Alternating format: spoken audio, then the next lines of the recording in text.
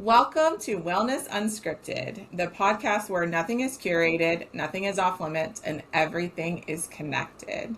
We're here to pull back the curtain on the wellness world and talk about the things women whisper about, worry about, and walk through alone. So grab your tea, your cozy socks, and your fully expressed self, and let's dive in. Welcome, everyone. We are so excited. I'm so excited. I shouldn't talk for all three of us. I'm so excited to talk about human design today. So, if you listen to our first episode, or if you're, coming back to this episode from other episodes, you'll know that the three of us do reference a tool called human design. So we thought we'd make an episode to kind of give y'all a little bit of the lay of the land for what we're talking about, as well as to talk about our experiences with human design, our journey into human design. So let me start with defining human design. So when we kind of lean in and think about human design as a tool, it's a few things. The way that I look at it, the way that I describe it is, first and foremost, it's your energetic blueprint. So it works. It's also a roadmap of your potential. So there's a lot more to it than just a static, this is how our energy works. It's a very trendy thing. You'll hear a lot about human design out there in the world if you're kind of in the spaces that we play in. And human design is a combination of things. So if I were going to give you like a full definition, it's a tool that incorporates the I Ching, the Kabbalah, Western astrology, quantum physics, philosophy, the chakra system into one tool, one system. And system's probably a better word for it than tool, to be really honest with you. It is a very diverse, very sometimes complex system to help us understand how our energy works. Now, before I tell you, I'm going to define just a few things for you today, but I want to share a little bit of my story before I ask for the others, because I want to explain why human design. I am a lifelong studier of human beings. I love understanding what makes us tick, what makes us do the things we do, what behaviors, like if we can explain, if something explains whether it's psychological or physical or mental or any of the other, ways we describe how human beings do things behaviorally, how we show up in this world, I want to know about it. For me, what that looked like for a lot of years was quizzes and personality profiles. So I promise you, if there's a thing out there, a personality profile, I've probably taken it because I am just fascinated. I'm like, tell me all the things I want to learn, not to label myself, but simply to understand. And so I found human design 5 years ago now, not long after I kind of moved into my entrepreneurial journey, started my own business. I stumbled across human design randomly. I couldn't even tell you how, whether I got an ad for it. I don't really know. I don't remember. I just know that I found my way onto the International School of Human Design website. And I went and found my birth data, because at that point I didn't know my birth time at all. Like I didn't know that this was a thing. And I put in all these details and I downloaded this report, and all of a sudden things that I've known or ways I'd been operating my life started to make sense. And I fell in love. And I was like, this is a rabbit hole I'm going down. Nobody has to like twist my arm. Let me go figure it out. And I started reading books. I started studying and learning on my own, looking for trainings. And what I realized at that point was that this was kind of complicated, and that some of the traditional languages, the original language that was created by a man named Ra Uru. I say that really slow because I always trip over it, y'all. He created this, and the language that he used can can sometimes feel a little negative. It was designed to shock us into awareness. It was designed to help us understand that we need to do things differently, energetically speaking. And for me, in that part of my journey, I was like, "Oof, this is a lot." So I just kept kind of moving along, studying, doing my thing, having conversations, meeting other people. And as I moved more and more into a little bit more the woo side of coaching and transformational studies, I was having these conversations with other people who were also um, learning about their human design. And a friend came to me one day and was asking a question about a conversation she'd had with a friend, like a mutual set of friends, about something that I had explained to one of them about their human designs. Like, I don't even remember the conversation, but she came and asked me a question, and I was explaining it. And she asked me, she said, "Do you use this in your coaching?" And I said, "Well, no, I'm not an expert. Why? Like, no, I just really love this tool." And she did what any good friend and, fellow coach would do. And she gently kind of leaned in and said, "Yeah, I can see that. And also, I've met like the quote unquote experts, and I can promise you that you've explained more and helped me understand more than those experts ever did just in one simple conversation." And this was probably 3 years ago now. And that was the point where I really leaned in and said, "Oh, this is my thing. This is the thing for me to learn, to use, to study, to incorporate." And really, as I've done that more, the word I want to leave, or that I want us to consider today as we play with this knowledge, is exploration and experiment. Those are the two words I want you to think about and to have as part of your vocabulary when we talk about human design. It is an experiment and it is an exploration. No one can tell you about you. I don't want this to feel like a label. I don't want this to feel like a box. It's not meant to be that way, despite the fact that our very human brains want to put labels on everything and put shiny boxes and make things really linear and very clear. That's not what this is. And I don't, I do this a little bit differently than other human design experts because it's not prescriptive and it's not a label. And so I'm going to invite you, if you're here listening, to listen, to understand yourself and maybe the others around you without putting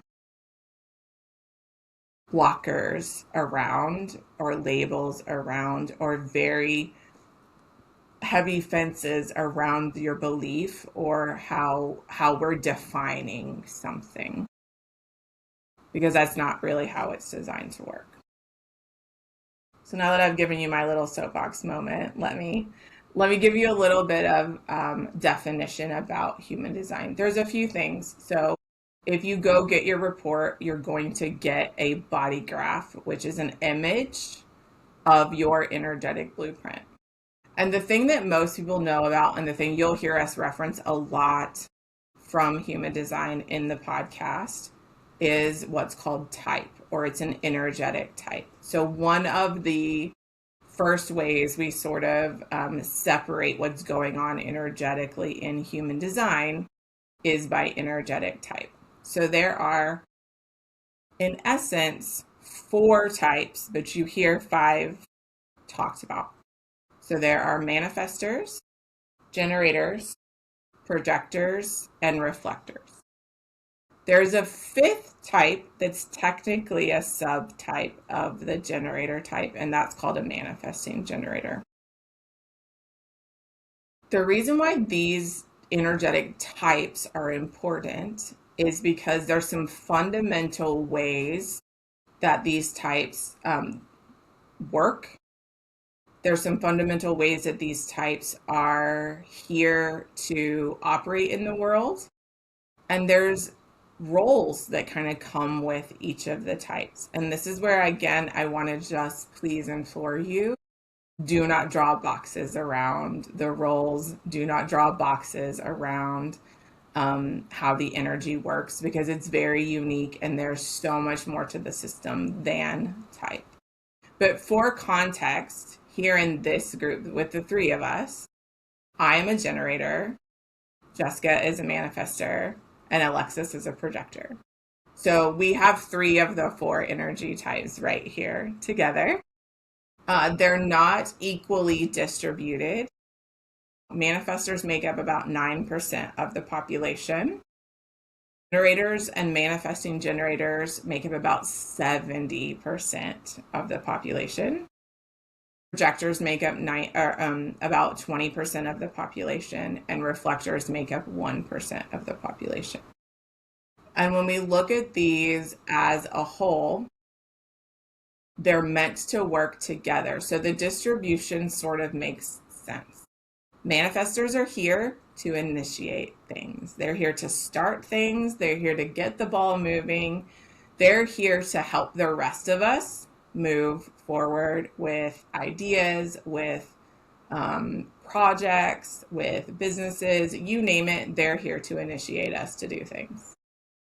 Then we have the generator type. So generators, manifesting generators.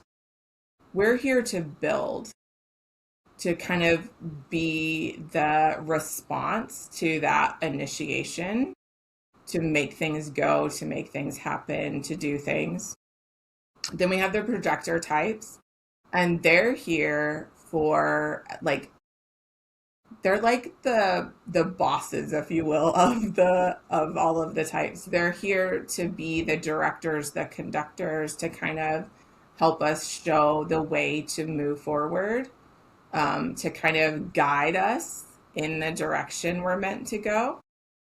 And then the reflectors are here to actually be, the reason why there's only 1% of them is their role is to come into a community or a collective or a space and sort of give us feedback, reflect back to us how well things are going in that space, how, if things are going the way that they were designed or not the way that they were designed, and to give that back to us. They're kind of like a litmus test of the collective and how things are working or not working in the spaces we've created.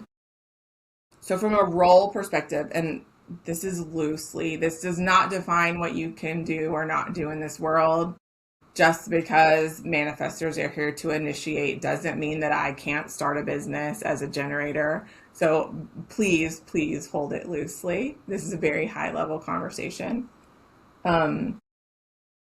Aside from that, what I find to be much more applicable directly is the difference in how the energy types actually utilize energy and or have access to energy. So generator types, which make up 90% of the population, have access to what we call sacral energy, and that is energy that's designed to work like a battery. So you get up in the morning and your battery's full, and we do things, we respond to things throughout the day that bring us joy, that make us happy, building, doing, producing. And we drain that battery throughout the day. We get up the next day and the battery is full again. So for sacral types, for generator types, that's how our energy works. It's there. We always have access to it, generally speaking. And we're designed to sort of have that cycle where we always have an energetic well to draw on. The other three types do not have that sacral energy. So their energy works very, very differently than sacral energy. Their energy is not consistent every day, day in and day out like that. They have to borrow energy from generators sometimes when it comes to getting things done. Our energies do work together. And what is really why this is significant is because most of our systems and the way we've designed work is designed around how a generator operates. So, particularly for manifestors and projectors, it's usually eye opening to realize that they aren't meant to operate and show up energetically, consistently energetically, the way that generators do. And that has usually created some friction in their life, in their work, in their knowing of themselves. So, I want to have a really open conversation today with the other two types, and I will absolutely share my experiences, but I think that it's very interesting to learn how the other 30%, if you will, operates, because it's very different and very eye-opening. So let's start with you, Jess. Like, just um I'd love to hear kind of your story of the aha when you realized you weren't a generator. When you crash your system. No, I'm kidding. So I had learned about human design ages ago, and I knew I was a manifester, but I didn't dive into it. At the time, I just wasn't called. I was like, whatever that means, cool. I was more into like Enneagram at the time and some other things. And so I was just like, cool. I think I did probably 30 different personality tests all in that one like little window. And I was like, I like Enneagram right now. And now I can't even remember like a lot of the Enneagram stuff because for some reason, maybe it was you coming into my orbit, human design. I was like, oh yeah, I wonder what mine is. I think I'm a manifester or something like that. And then you got all excited because you're like, you're super rare. And I was like, I am. And I didn't know. And so you and I had a lunch at one of my favorite sandwich shops in town. And I don't even know how many aha moments just talking to you. And it's not like we were initially going in, let's talk about human design. It was just, hey, let's get to know each other a little bit. And it very much turned into what felt like a coaching session for me in the best way.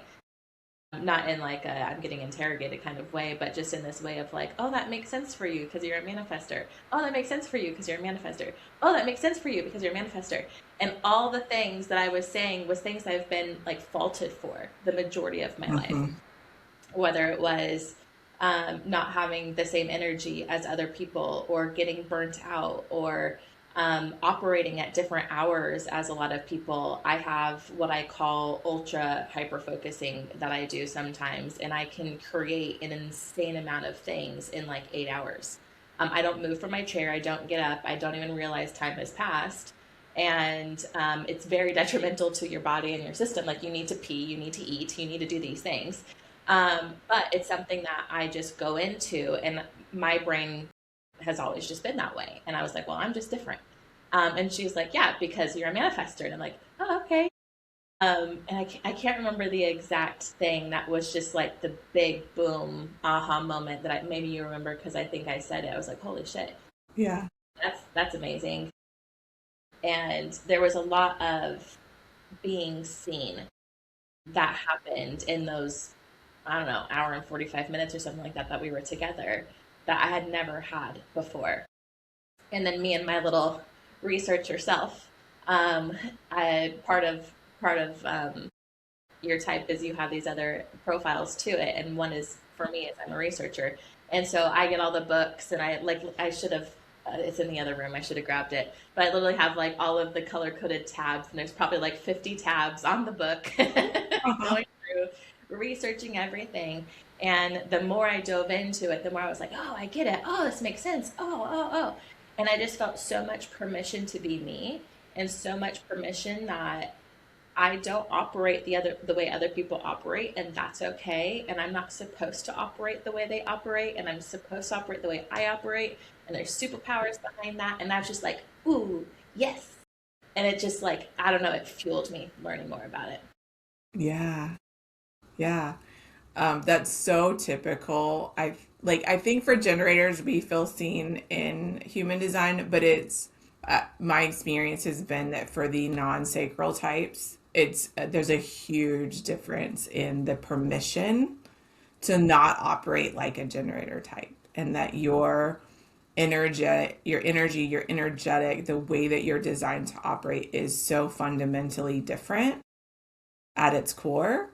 And exactly what you're talking about, those like manifestors are designed to sort of get the nudge internally and from source, like whatever you believe, God, universe, source, and go and do. And they can sometimes be very almost hibernating creatures, because once they get that nudge, they don't want to be interrupted. That's usually a problem. Um, and it's not unusual for them to like have that creative urge turn on and then go deep. And like you'll, for that period of time, it's almost like you're a generator. And then once the creativity is over, it shuts off and the energy is gone and you have to rest. Whereas for the other types, for the sacral types, like we don't really experience that in the same way, right? Like, or the cycle's different. Like you might need to rest for days after, potentially, depending on how much energy you're putting out. Yeah, that's so good. That's such a great, that's a, yeah. See the difference? So Alexis, I don't know this story because I didn't introduce you to human design. So same question. How was it for you when you found out that you were a projector? Okay, so funny story. Like, I don't know the story either. Um, I, yeah, like, spoiler alert, guys. Sorry.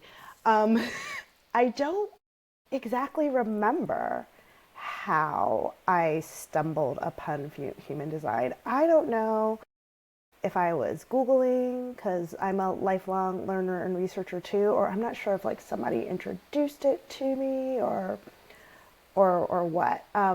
What I can say is that it came to me. Um, it kind of came to me like in between a leveling up in my personal relationship with God. I know a lot of questions come up in in where it sits in the context, and is it too much and is it a not, and is it not. And I love how you had two words, and you talked a lot about like not putting boxes around things in that context. And so like the two words that come to me in just about everything in life, but specifically if anybody who's listening to this who is a believer and is kind of asking questions, the two big words to probably consider is idolatry and conviction. So Mm. very much like, as you know, in my work as a functional medicine specialist, I learn anatomy and physiology. I learn the details about how different body areas and systems and processes work.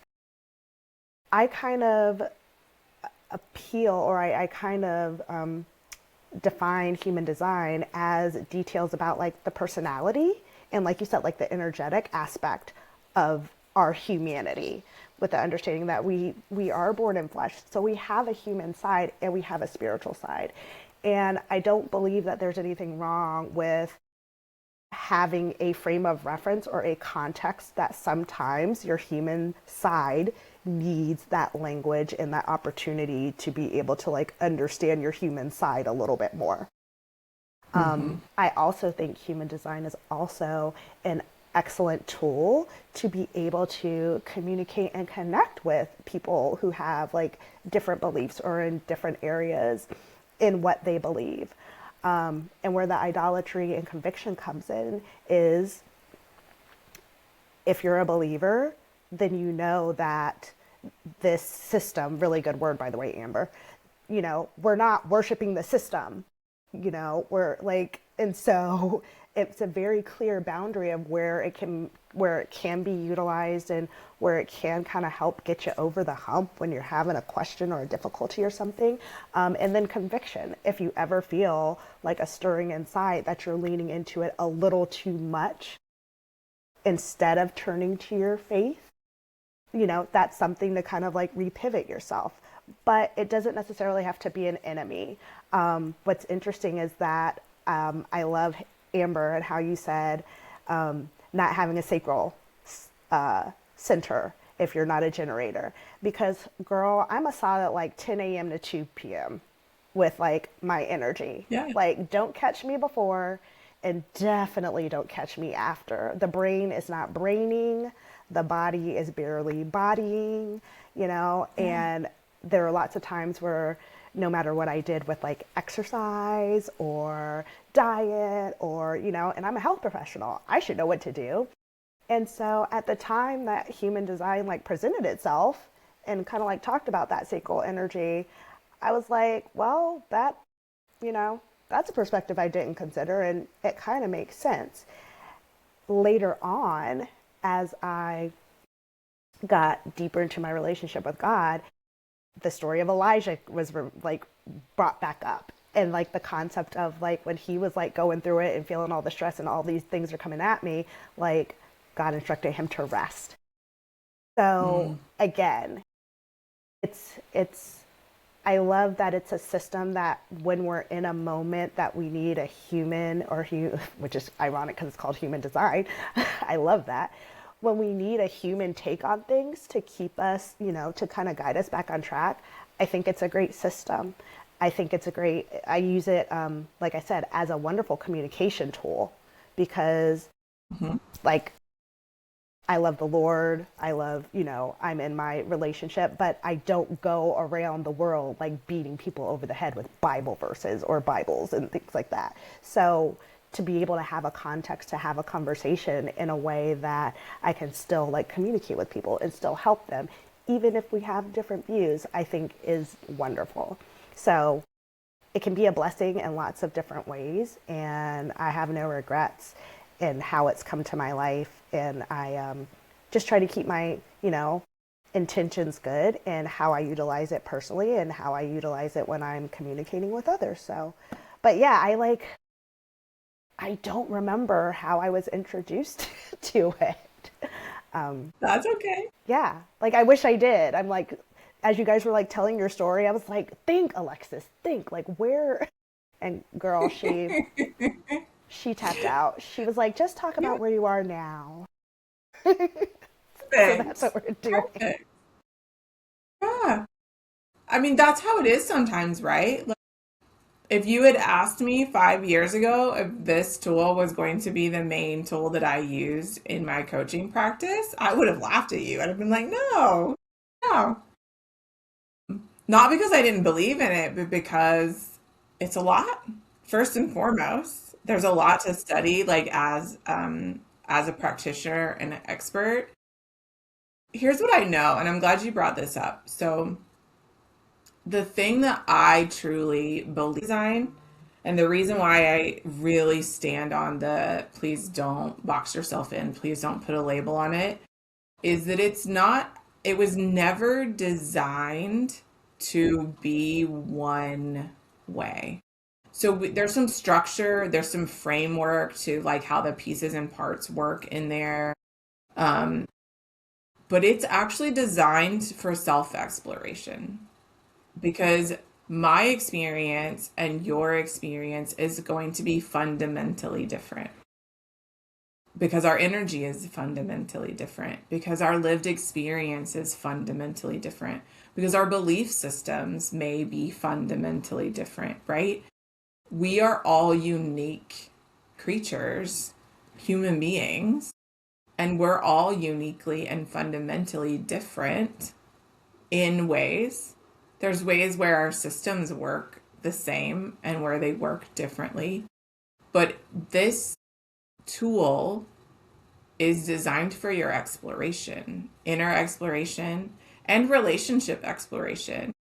learning more about human design has changed my marriage, has changed my relationships. It has changed how I coach, how I work with my clients. Understanding one another and not expecting everyone to be like me has been a fundamental shift in how human design shows up in my life as well. When we think about the different energy types too, there's a lot of expectation for others to be like ourselves. And when I say this is a generator world, how could it not be? There's 70% of us are generators. So how, like, of course, things are kind of built in the way that we show up in the world. And for the other 30%, it can be such a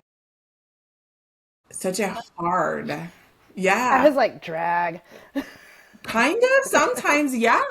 Like I can totally see that. Or there's a lot of trauma and conditioning that comes from maybe whether you were raised by a type that's different than you, or maybe, you're the adults who had the most influence, whether intentional or just physicality in human design, because we're talking about energy makes a difference, right? So if you spend a lot of time around people that weren't your type, and statistically speaking, for manifestors, projectors, reflectors, that's probably high, that you spent a good portion of your life, especially your young years, around generators who were asking you to operate, expecting you to operate in a way that was probably out of alignment with how your energy is meant to work. Particularly for projectors, a lot of what I hear is there's a lot of negativity around the amount of rest that projectors need. There's a lot of negativity around, there's words like laziness, there's words like, not understanding that the typical work from 9 to 5 structure doesn't really work for you. And so there's a lot of burnout that's associated for non-sacral types around attempting to show up and operate like a generator does most of the time.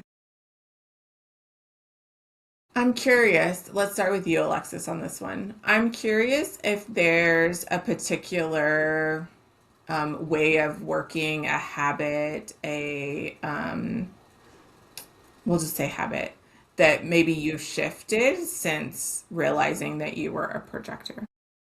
It's decision making. Well, Ooh, same here. well, sorry.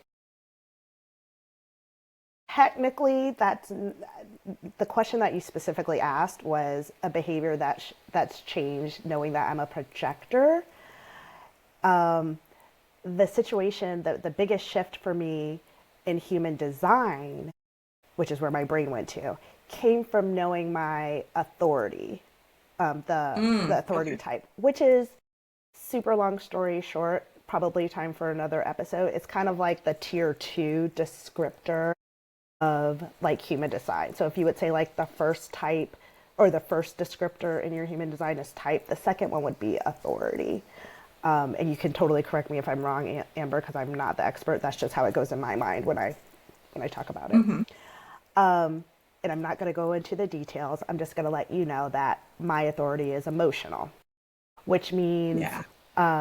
I need time to let like my emotions kind of go through a situation, kind of like have it like go through its high and its low.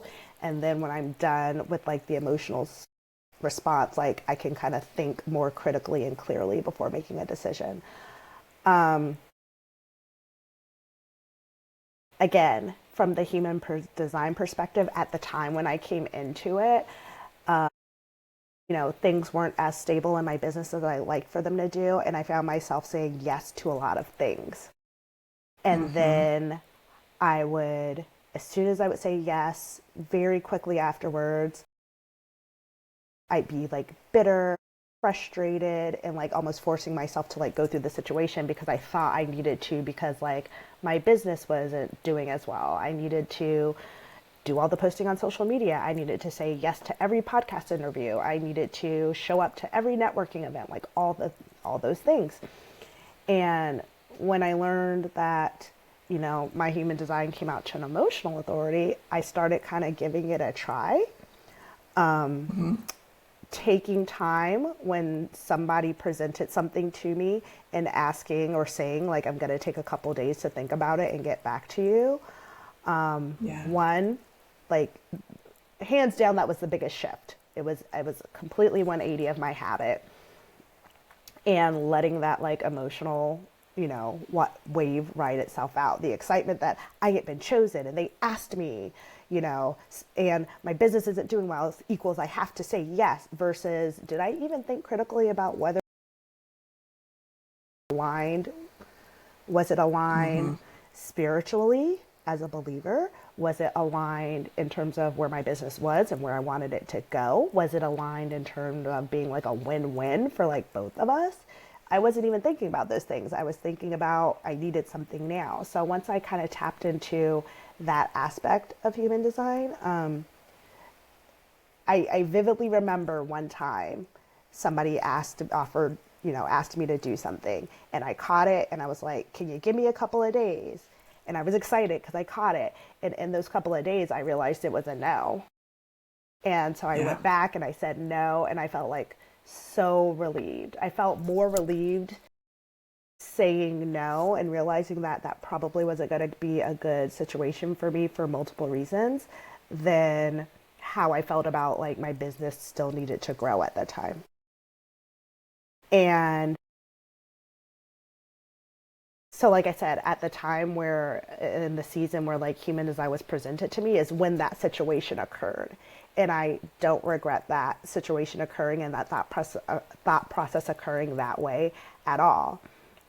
However, now it's translated into a more intentional prayer life, an Mm. intentional, more like taking a step back and thinking about, is this keeping me in alignment with relationship with God? So it's still Yeah. tapping into that same pattern, but I'm doing it a little bit more intentionally with my beliefs. But yeah, that definite. I think somebody asked me to like teach a course or something, and I was going to get paid, and I vividly remember that was the very first time where I was like, no, hold on, let me think, and that started a trajectory in my business decision making that has definitely benefited from me. I haven't done it perfectly by any means because we're all a work in Yeah. progress. But I also recall a time very recently, like in November 2024, when somebody like asked me about something and I asked if I could think about it. And she was like, no. So I was like, oh, well, we know what our answer is then. Okay. Yeah. Where prior to where my relationship with God is now and prior to human design, I probably would have caved in and said yes. So, Mm. so yeah, Mm-hmm. definitely like decision making has definitely been a pivotal turnaround in my life that is directly connected to being exposed to human design at the time that it came into my life. Yeah. I'm so glad you brought that up because, y'all, I'm just gonna be super clear. We are talking so surface level. Like I couldn't even begin to get into the complexity that and the exploration potential that is this system. So just let me take a little teaching moment before we go over to Jess here. Everyone has a type, and each type has a strategy. So the strategy is specific to how we make decisions. And every type, so manifestors have their own strategy, generators have their own strategy, projectors have their own strategy, reflectors have their own strategy. That strategy is the same regardless of what else is going on in your chart. So all generators have the same strategy. All manifestors have the same strategy. Now, what Alexis is talking about is there's like a nuance that goes on top of it, and that's your authority. So based on energetically what's going on in your chart, you have like a nuance to how you make decisions. And this is important because this is about making decisions. Fundamentally, if you don't understand anything else about human design, what will change your life is that you understand how to make decisions in alignment for yourself. That you understand how to be in alignment the way that Alexis was just talking about. So about 50% of the population has an emotional authority, regardless of type. So about 50% of the population does need to wait before they say yes or no. Two things. I live with two emotional generators. I'm not an emotional type. That causes all sorts of chaos because I know in the moment and they don't, and they change their mind, and it's like a whole thing. We just had an incident with my son this week where he said yes to something and didn't feel like he could change his mind, and it caused a whole lot of chaos. He's 18. So I love that that's what came through. This is not just about type per se, because there's so much more to it. So I'm glad that that's what came through when you answered the question. And so I'm going to shift the question just a tiny little bit as I hand it to Jess and say, for you, what do you think what's been the biggest shift, or what's a shift that you've made since finding your human design? There's three, but there's one massive one. So one definitely is decision making. I'm also an emotional authority, and I need time, and I have waves, and I learned that I get to ride the wave, and it's okay to ride the wave. And that was a big one. The other big one was my energy and how it operates, and I don't have to operate the same as everyone else operates. And my work hours are very different than most people's work hours, and I have my phone on do not disturb at all time, and it pisses a lot of people off. And I even had one person say, well, that's a really terrible way to run your business. And I said, maybe for you, but for me, it's not. And I need to have only distractions that I allow in. And I will get back to you when I get back to you, because it's my life, and I will get back to you based on my schedule and my energy. And it became like a little point of contention for a second. And they were like, well, I don't run my business that way. And I was like, well, that's perfect. You run it the way you run it. I'm going to run mine the way I run it. And we're both right. And that's okay. And it took me knowing that to be able to do that. But still, I even just changed my voicemail last night because people still are like, call me back. And I'm like, no, like I will, it doesn't work this way. No. And so like my voicemail even now says, my phone is always on do not disturb. The best way to get a hold of me is by texting. And if you want me to call you back, give me your availability in that text message, and I will do my best. And I felt so powerful yesterday putting that on my voicemail. But the biggest shift is in relationships. So I have been a loner type the majority of my life. And I understand now why manifestors are kind of the loner type. It's just the way we function. But we don't need to always be a loner type. And so I've redesigned a lot of things around when and how I enter outside of my hibernation hut, my home, and how I come out, and how I have intention on how I connect with people, and how I know that sometimes if there's like dumb admin work that I need to do, I actually do need to go to a coffee shop and do it, because I need to have probably the good bit of generators in there's energy to be able to help me do it. And when I go into, like, for anybody who's in the world of like neurodivergence, I have ADHD. I'm very likely I'm on the spectrum. I get executive dysfunction moments, and now it's almost a way of saying, okay, yes, maybe it is executive dysfunction, but also it could be I just don't have energy today. And so if I can get myself out of the house and go sit at a coffee shop to use other people's energy to help me, that is really helpful for me. And I'm like, oh, I'm productive. And then my energy is like, bye-bye, and I go sleep. And so it's giving myself permission to rest when I need to rest, giving myself permission to say, okay, go to a coffee shop and use other people's energy. Or I don't know how many times I've come to you and said, it's like, can you just share your energy with me? Like, you'll like, sometimes you even see it, you're just like, here, let me give you some energy. And like, you just hold my hand for a minute. Yeah. And, in networking groups and things like that, it's sometimes difficult for me. And I also, from learning about my type of initiation, I used to wait for people to come to me.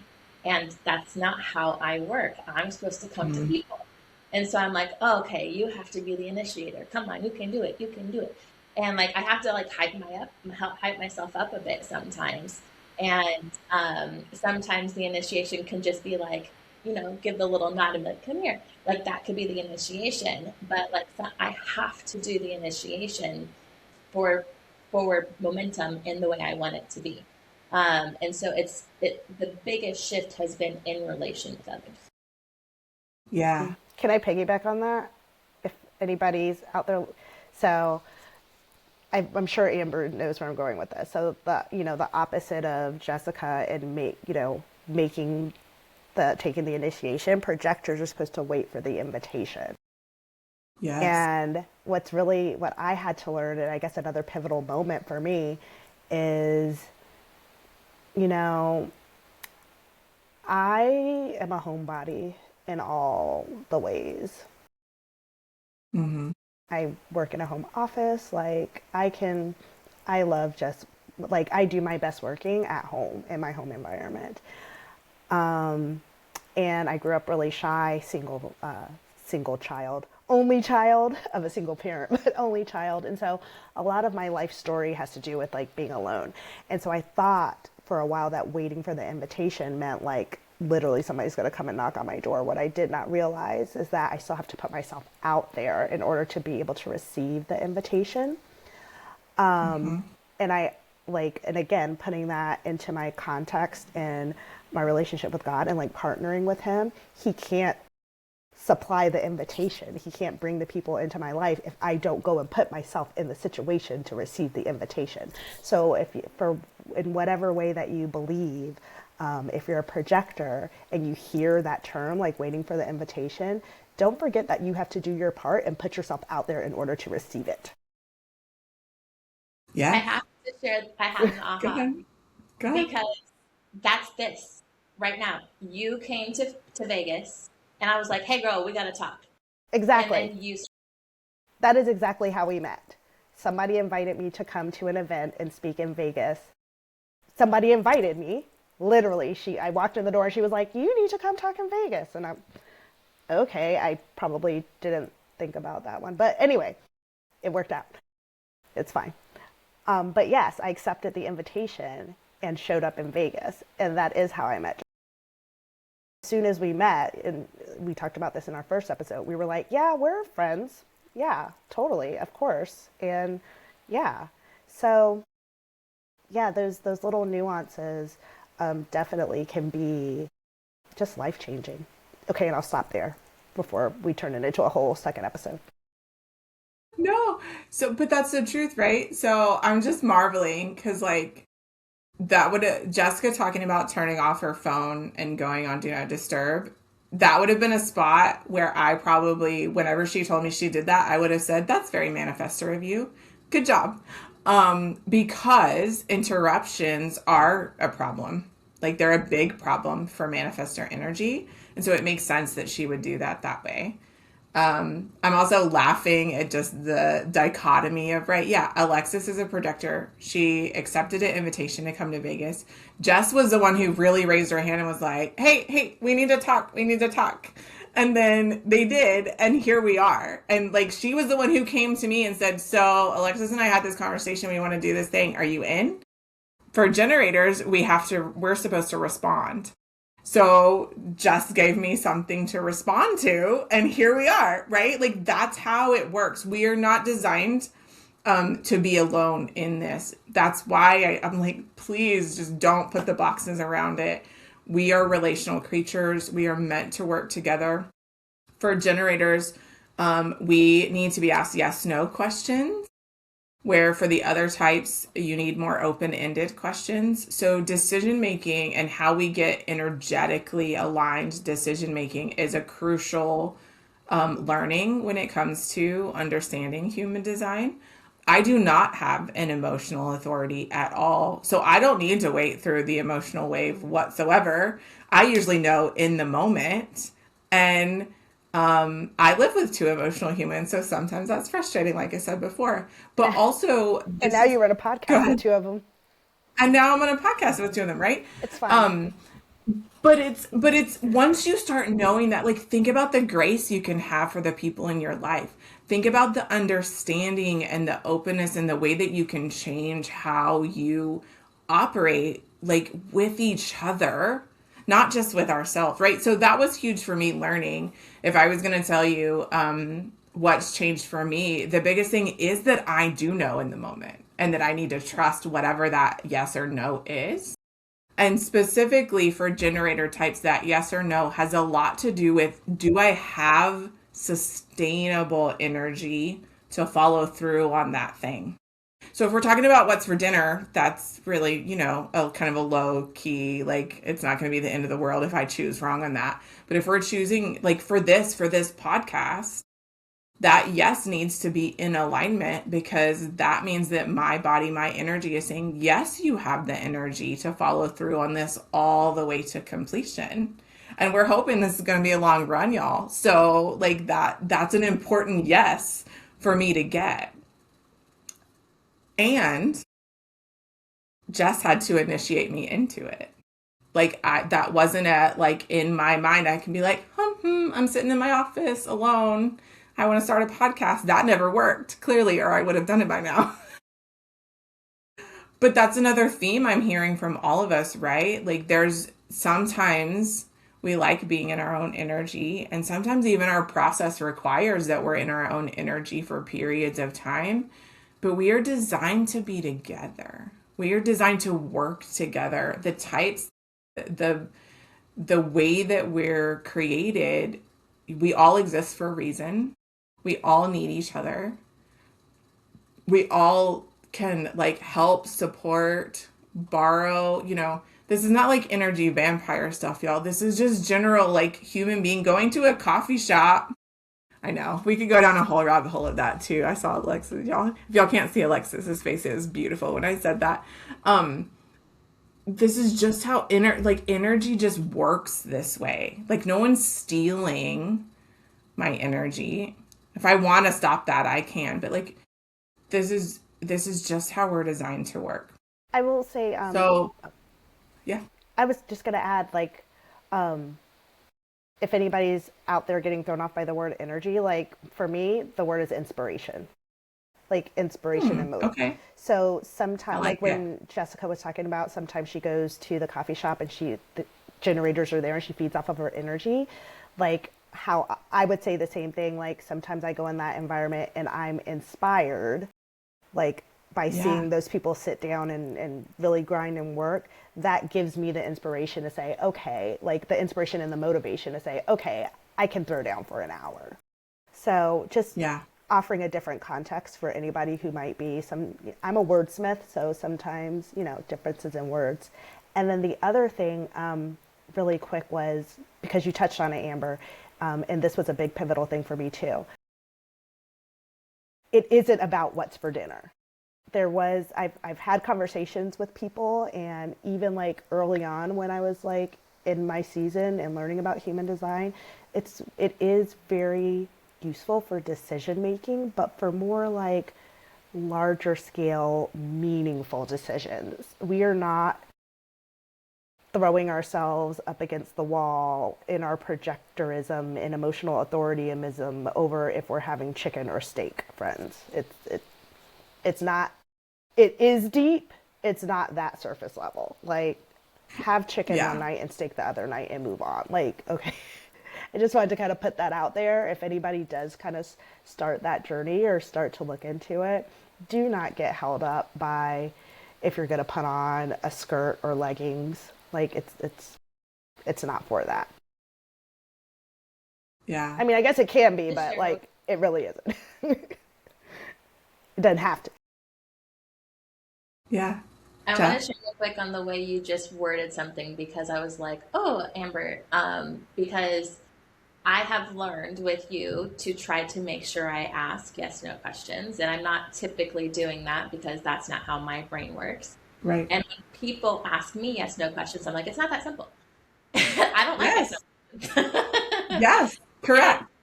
it didn't really, I mean, it didn't, I knew with you, I needed to do that because you've disclosed that to me when we're having like coaching style conversations to make sure, okay, can you rephrase that to a yes, no? I'm like, oh yeah.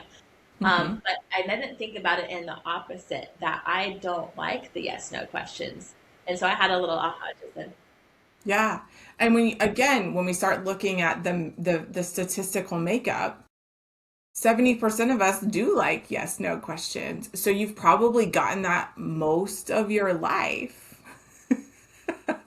And there's nothing wrong with a yes, no question. But here's what I know about it energetically. And I want to touch on the energy conversation before we close. So I'll come back to that. But energetically speaking, if I ask a non-sacral type a yes no question, we're increasing the possibility that you're going to answer from a conditioned sacral place, i.e., not in alignment with your true way of operating. Because in that moment, if I am a generator and you are not, you currently have access to my sacral energy. So we're influencing one another with our energy. And I want to kind of just briefly touch on I can be very spiritual, very woo. But when I want y'all to know that when I'm saying energy in this context, I'm not talking about the ethereal or whatever that word is. I don't know if that's the right word. Ethereal. I don't know what that word is. It doesn't matter. Cereal. I'm not ethereal. There we go. Thank you. See, look, we don't have to be perfect here. We really are unscripted, y'all. Just so you know. Very much. Okay, so I want to clarify what we were talking, what we meant by energy. So sometimes there's the energetic, like we hear the word energy and we go to the woo woo, kind of out of this world, not practical or logical energy when people use this word. I'm actually talking about physical energy, like the energetics that work in our body, the same energy, the same fuel that happens when we eat food and fuel our body. That's an energy. Our cells are held together by energy. Our brain fires off electrical energy. It's proven. This is scientific, not like woo woo out there. Y'all are talking nonsense energy. So if you're like I do love the like shift, and I love your wordsmithing, Alexis. And I think I want to also invite for our audience that when we're talking about energy, that's the energy that we're talking about, that it's more practical and more scientific than we believe. I mean, even Einstein, one of the quotes I use in my trainings is that Einstein said, it's everything is energy, and that's all there is to it. It's not philosophy, it's energy. No, you're fine. Yeah, Okay. go ahead. Wordsmithing here. If Yeah. anybody's looking for clarity on what she's saying, nervous system energy, like, Yes. and metabolic energy is what she's referring to, Uh-huh. like the Yeah. very human, tangible ways that energy is produced and conducted through our body. Like she referenced what we eat, that's like our metabolic energy, and how we respond to things through stimulus, that's nervous system communication and nervous system energy. So if we're revved up energetically in, you've heard fight or flight, that's an overdrive of energy. So that's what we're referring to, and that is what Amber's talking about. If that helps any of you listeners to understand what she means by energy. Yeah, thank you for that. So, in the sake of us not having, a 3-hour conversation about human design, because Which we we could. absolutely could. We absolutely could. Um, I'm going to close it here with a bit of an invitation for all of you. If you heard something today that made you lean in and go, I don't know what they're talking about, but I need to know more, please go to my website. You can run a free report. We'll put the website in the show notes, but I'll say it for you. It's practicalrebel.com/discover-your-design, which is really hard to say out loud, y'all, just so you know. We'll put it in the show notes. You can run a free report. You can get information on your type, your strategy, your authority, and some other goodies. It's completely free. This is fundamental. Each one of us shared fundamental shifts in how we operate and how it changed our lives. So for my generators, does it feel good? Do you feel the pull? Yes or no? Go do it. For my projectors, for the others, if you need an invitation, go feel into it. For the rest of you, my manifestors, you already know, you've already made your decision, so you don't have to question it. Just go do what you need to do. This will change your life if you want it to. And if you're like, no, boo, I'm good, that's fine. That's okay. Great. That's totally fine too. We trust your knowing, whatever it is. We trust that you know what's best for you, because that's part of the conversation we're having here on this podcast. It doesn't need to be just because we believe in it, doesn't mean you have to. You are still welcome here. I don't believe in Dr. And if you want to know more, please. What was that? I said, I don't believe in Dr. Pepper, but we're still here. We're still here. We're still here. And so is Dr. Pepper. And there's a lot of people who love Dr. Pepper. So I'm just... Right, exactly. It's no different. 100%. We can still be friends. Exactly. We absolutely can still be friends. So we love you all. This is a wrap on this episode of Wellness Unscripted. If you felt seen, understood, empowered, send this to someone who needs it most, and hit subscribe so you're here for every unscripted moment. We'll be back soon with more truth, more depth, and more whole person wellness. Hugs.